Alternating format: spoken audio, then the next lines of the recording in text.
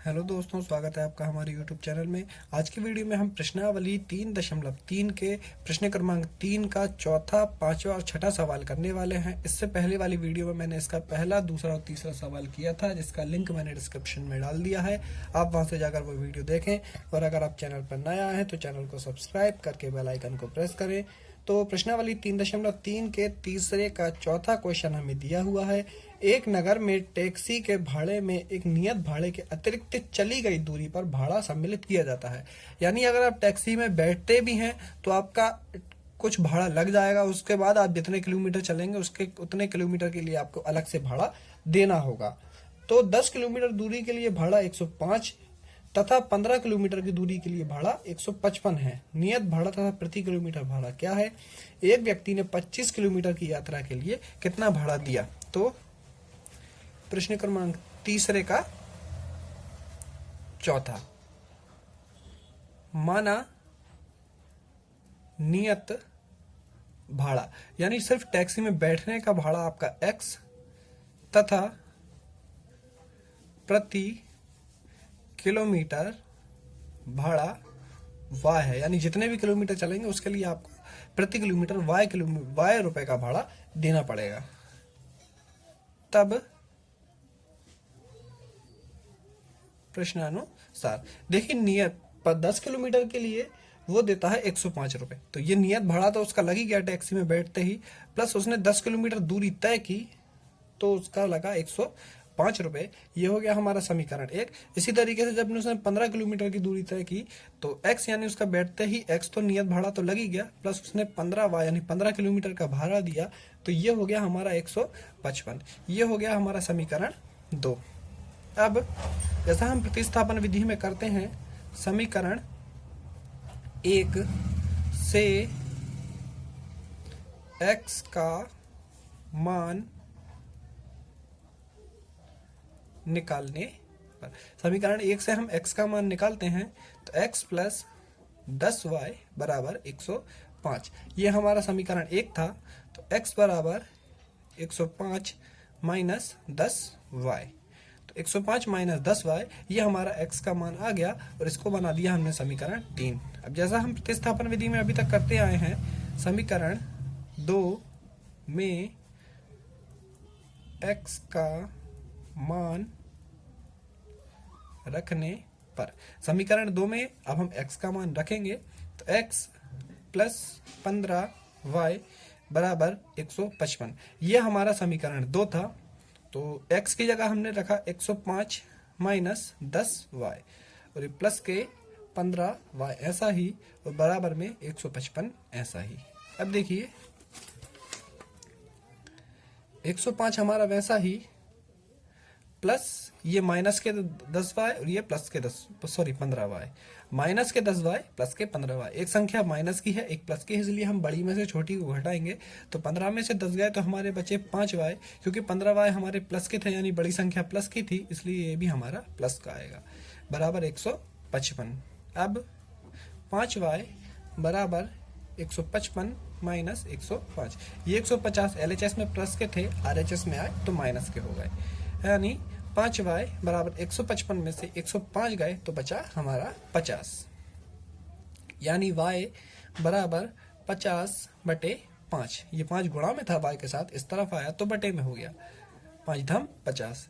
यानी y बराबर हमारा 10 रुपए आ गया। अब y का मान समीकरण 3 में रखने पर रखते हैं। तो समीकरण 3 था हमारा x बराबर 105 माइनस 10y। तो x बराबर 105 माइनस 10 और y की जगह 10। तो x बराबर 105 माइनस 10 का 10 में गुणा करेंगे तो ये हो जाएगा 100। x बराबर 105 में 100 गए तो बचा 5। इस प्रकार नियत भाड़ा आपने माना था x, तो ये आ गया 5 और प्रति किलोमीटर भाड़ा। ये आपने माना था y, तो ये आ गया आपका 10 रुपये। अब आपसे 25 किलोमीटर यात्रा के लिए कितना भाड़ा देना पड़ेगा, तो 25 किलोमीटर यात्रा का भाड़ा, सबसे पहले तो उसे टैक्सी में बैठते ही नियत भाड़ा यानी x देना होगा, फिर 25 किलोमीटर के लिए 25 y देना होगा। तो x का मान 5 प्लस 25 गुणा y का मान 10, 5 के 5 प्लस 25 का 10 में गुणा किया तो 250, 250 और 5 होगा ये आपके 255। अतः 25 किलोमीटर का भाड़ा 255 है और ये आपका आंसर है। इसका 5वां क्वेश्चन हमें दिया हुआ है, यदि किसी भिन्न के अंश और हर दोनों में 2 जोड़ दिया जाए तो वह 9/11 हो जाती है। यदि अंश और हर दोनों में 3 जोड़ दिया जाए तो वह 5/6 हो जाती है। वह भिन्न ज्ञात कीजिए। तो हमने लिखा, माना भिन्न का अंश x तथा हर y है, तब भिन्न x/y होगी। भिन्न का अंश हमने x माना और भिन्न का हर y माना, तब भिन्न हमारी x/y होगी। तब हमें दिया है प्रश्नानुसार, हमने भिन्न लिखी x/y। प्रश्न में हमें दिया हुआ है यदि अंश और हर दोनों में 2 जोड़ दिया जाए, तो हमने अंश में भी 2 जोड़ा और हर में भी 2 जोड़ा। ऐसा करने पर हमारी भिन्न हो जाएगी 9/11। 11 अब हम त्रियक गुणा करेंगे। 11 का x में किया तो 11x प्लस 11 का गुणा 2 में किया तो 11 दूनी 22 प्लस y का गुणा 9 में बराबर 9 का गुणा y में किया तो 9y प्लस 9 का गुणा 2 में किया तो 9 दूनी 18। अब x और y वाले पद एक तरफ कर लीजिए और बिना x और y वाले पद एक तरफ, तो 11x प्लस का 9y इस तरफ आकर माइनस का 9y बराबर ये 18 ऐसा ही, और प्लस के 22 इस तरफ आकर माइनस के 22। तो 11x माइनस 9y बराबर 18 में से 22 तो जाएंगे नहीं, तो 22 में से 18 गए तो बचे 4। बड़ी संख्या माइनस की है इसलिए भी माइनस के। ये हो गया हमारा समीकरण 1। पुनः प्रश्नानुसार, अब हमें आगे प्रश्न में दिया हुआ है कि हमारी ये तो हो गई भिन्न। इसके बाद हमें दिया हुआ है यदि अंश और हर दोनों में 3 जोड़ दिया जाए, तो हमने अंश में भी 3 जोड़ा और हर में भी 3 जोड़ा, तो ये 5/6 हो जाती है। तो बराबर में 5/6। अब फिर से त्रिया गुणा कीजिए, तो 6 का x में गुणा किया तो 6x प्लस 6 का 3 में गुणा किया तो 6 18 बराबर 5 का y में गुणा किया तो 5y प्लस 5 का 3 में गुणा किया तो 5 15। अब फिर से वही कीजिए, x वाले एक तरफ और बिना x वाले, x और y वाले एक तरफ, बिना x y वाले एक तरफ। तो 6x माइनस ये 5y इधर आकर माइनस का बराबर 15 ऐसा ही, और माइनस इधर आकर 18 माइनस का। तो फिर से वही 6x माइनस 5y बराबर 18 में से 15 गए तो बचे 3। बड़ी संख्या माइनस की है इसलिए भी माइनस के। ये हो गया हमारा समीकरण 2। अब समीकरण 1 व 2 से, समीकरण 1 था हमारा 11x माइनस 9y बराबर -4, और समीकरण 2 था 6x माइनस 5y बराबर -3। समीकरण 1 से x का मान निकालने पर, अब हम समीकरण 1 से x का मान निकालेंगे। तो समीकरण 1 हमें दिया हुआ था 11x माइनस 9y बराबर -4, तो 11x बराबर -4 प्लस 9y, माइनस का 9y इस तरफ जाकर प्लस का हो गया, और x बराबर -4 प्लस 9y बटे 11, 11 गुणा में था बटे में आ गया। ये हो गया हमारा समीकरण 3।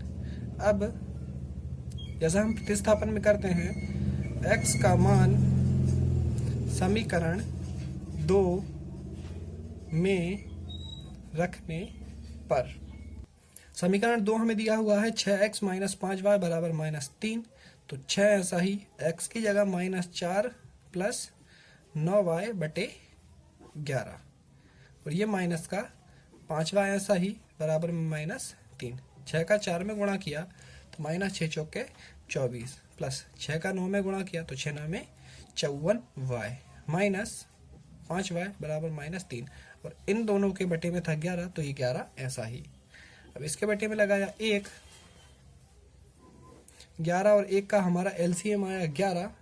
11 का 11 में भाग दिया तो एक बार, 1 का इन दोनों में गुणा किया तो -24 प्लस 54y माइनस 1 का 11 में भाग दिया 11 बार और 11 का 5 में गुणा किया तो 11 पंजे 55y बराबर -3 और इसके बटे में 1। अब देखिए -24 माइनस 55y में से 54y गए तो बचा अकेला y और बटे में 11 बराबर -3 और बटे में 1। अब त्रिया गुणा कीजिए तो -24 माइनस y बराबर 11 का 3 में गुणा किया तो 11 तिया 33।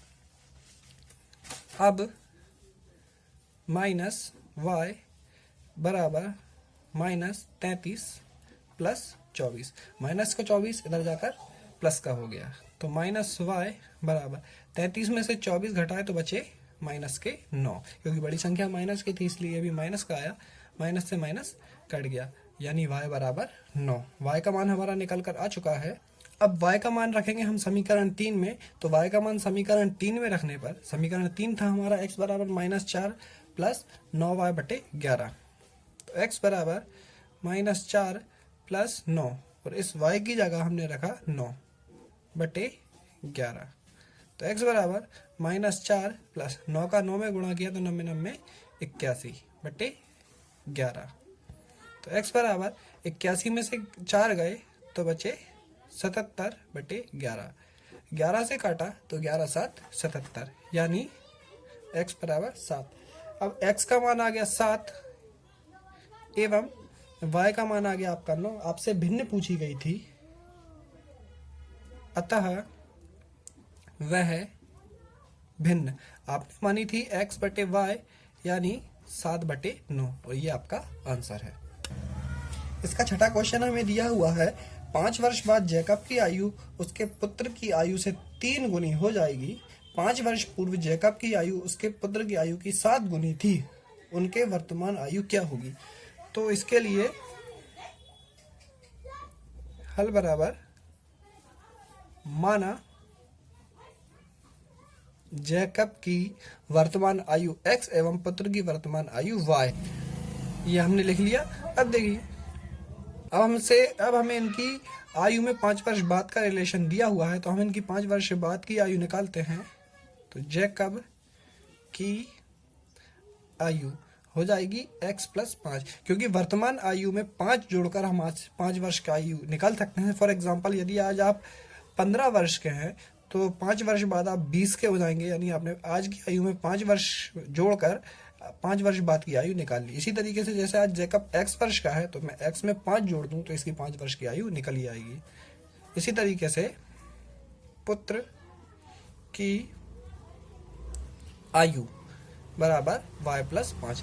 अब इनमें संबंध आपको दिया हुआ है प्रश्नानुसार कि 5 वर्ष बाद जैकब की आयु उसके पुत्र की आयु से 3 गुनी हो जाएगी। तो 5 वर्ष बाद जैकब की आयु उसके पुत्र की आयु की 3 गुनी हो जाएगी, यानी x प्लस 5 बराबर y प्लस 5 गुणा 3। तो x प्लस 5 बराबर 3y प्लस 15। इस 3 का हमने दोनों में अंदर गुणा कर दिया। अब x और y वाले पद कर लीजिए एक तरफ और बिना x y वाले पद कर लीजिए एक तरफ। तो x ये 3y इस तरफ आकर हो गए माइनस के बराबर 15 और ये 5 उस तरफ जाकर हो गए माइनस के। तो x माइनस 3y, 15 में से 5 गए तो बचा 10। ये हो गया हमारा समीकरण 1। पुनः अब आपको दिया हुआ है 5 वर्ष पूर्व जैकब की आयु और पुत्र की आयु। देखिए, आज वो x वर्ष का है तो आज से 5 साल पूर्व यानी 5 साल पहले वो होगा x माइनस 5 का और ये होगा y माइनस 5 का। जिस तरीके से हमने 5 वर्ष बाद के लिए प्लस किया था तो 5 वर्ष पहले के लिए हम माइनस करेंगे। फिर से प्रश्नानुसार आपको दिया हुआ है कि 5 वर्ष पूर्व जैकब की आयु, तो ये हो गई जैकब की आयु, उसके पुत्र की आयु की 7 गुनी थी, तो हमने इसमें 7 का गुणा कर दिया। तो x माइनस 5 बराबर 7y माइनस 7 का 5 में गुणा किया तो 7 पन्ना 35। अब वही कीजिए, x और y वाले पद एक तरफ और बिना x या y वाले पद एक तरफ। तो x माइनस 7y बराबर minus 35 plus 5। x minus 7y minus 35 में से 5 गए तो बचे माइनस के 30। ये हो गया हमारा समीकरण 2। अब समीकरण 1 व 2 से समीकरण 1 बना आपका x माइनस 3y बराबर 10 और समीकरण 2 बना x माइनस 7y बराबर माइनस का 30। अब हम इन्हें प्रतिस्थापन विधि से हल करेंगे। तो समीकरण 1 से x का मान निकालने पर, और समीकरण 1 हमें दिया हुआ है x माइनस 3y बराबर 10, तो x बराबर 10 ऐसा ही, और ये माइनस का 3y जब इस तरफ आया तो हो गया हमारा प्लस का। तो x बराबर 10 प्लस 3y, ये हो गया हमारा समीकरण 3। अब समीकरण 2 में x का मान रखने पर, तो समीकरण 2 था आपका x माइनस 7y बराबर 30। अब इसमें हमने x का मान रखा तो x की जगह 10 प्लस 3y और माइनस का 7y ऐसा ही बराबर माइनस का 30। तो 10 प्लस के 7y में से माइनस का 3y गया तो बचा माइनस के 7y में से जब प्लस का 3y गया तो बचा माइनस का 4y और बराबर में माइनस का 30। माइनस के 4y बराबर माइनस 30 और ये 10 इधर आकर हो गए माइनस के, तो माइनस के 4y बराबर माइनस 40, y बराबर माइनस 40 बटे माइनस 4। ये 4 गुणा में थे, इधर आए बटे में हो गए, माइनस से माइनस कट गया, 4 धम 40, यानी y बराबर निकल कर आ गया 10। अब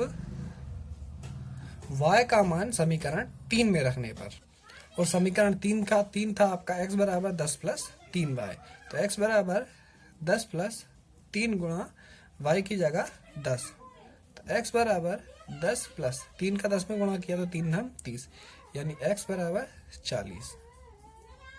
अतः जैकब की वर्तमान आयु x बराबर 40 वर्ष और पुत्र की वर्तमान आयु y बराबर 10 वर्ष है, और ये आपका आंसर है। अगर आपको वीडियो पसंद आई हो तो वीडियो को लाइक करें, कमेंट करें, शेयर करें और चैनल को सब्सक्राइब करके बेल आइकन को प्रेस करें।